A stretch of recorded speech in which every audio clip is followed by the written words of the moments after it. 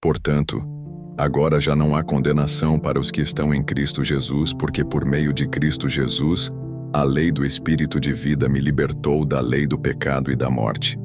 Porque aquilo que a lei fora incapaz de fazer por estar enfraquecida pela carne, Deus o fez enviando seu próprio Filho, à semelhança do homem pecador, como oferta pelo pecado, e assim condenou o pecado na carne, a fim de que as justas exigências da lei fossem plenamente satisfeitas em nós, que não vivemos segundo a carne, mas segundo o Espírito. Quem vive segundo a carne tem a mente voltada para o que a carne deseja, mas quem, de acordo com o Espírito, tem a mente voltada para o que o Espírito deseja. A mentalidade da carne é morte, mas a mentalidade do Espírito é vida e paz.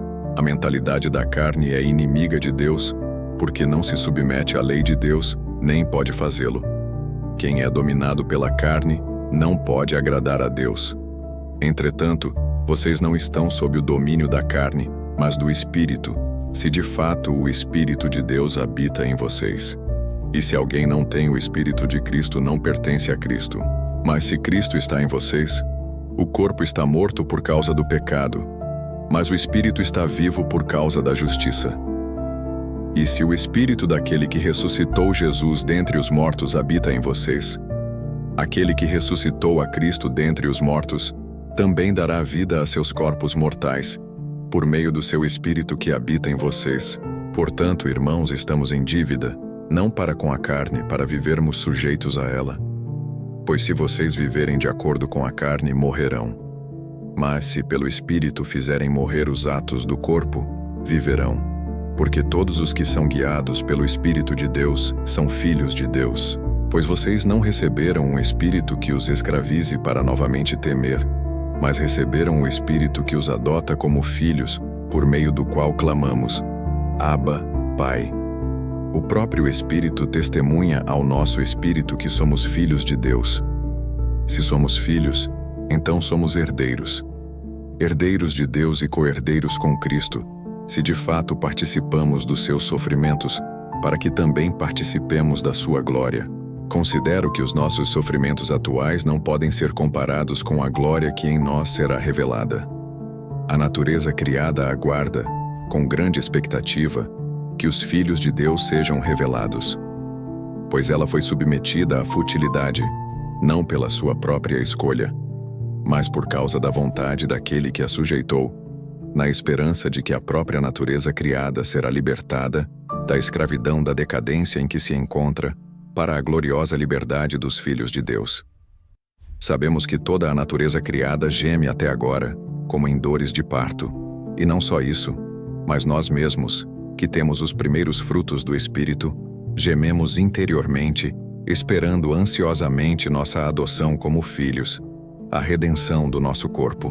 Pois nessa esperança fomos salvos. Mas esperança que se vê não é esperança. Quem espera por aquilo que está vendo?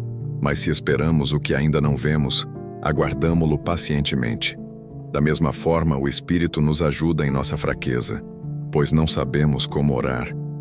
Mas o próprio Espírito intercede por nós com gemidos inexprimíveis.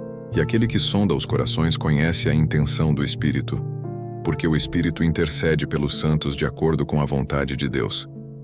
Sabemos que Deus age em todas as coisas para o bem daqueles que o amam, dos que foram chamados de acordo com o seu propósito. Pois aqueles que de antemão conheceu, também os predestinou para serem conformes à imagem de seu Filho, a fim de que ele seja o primogênito entre muitos irmãos. E aos que predestinou, também chamou. Aos que chamou, também justificou. Aos que justificou, também glorificou. Que diremos, pois, diante dessas coisas? Se Deus é por nós, quem será contra nós? Aquele que não poupou a seu próprio Filho, mas o entregou por todos nós, como não nos dará juntamente com ele, e de graça, todas as coisas? Quem fará alguma acusação contra os escolhidos de Deus? É Deus quem os justifica. Quem os condenará? Foi Cristo Jesus que morreu, e mais, que ressuscitou e está à direita de Deus, e também intercede por nós. Quem nos separará do amor de Cristo? Será tribulação, ou angústia, ou perseguição, ou fome, ou nudez, ou perigo, ou espada? Como está escrito: por amor de ti, enfrentamos a morte todos os dias. Somos considerados como ovelhas destinadas ao matadouro. Mas em todas estas coisas somos mais que vencedores, por meio daquele que nos amou.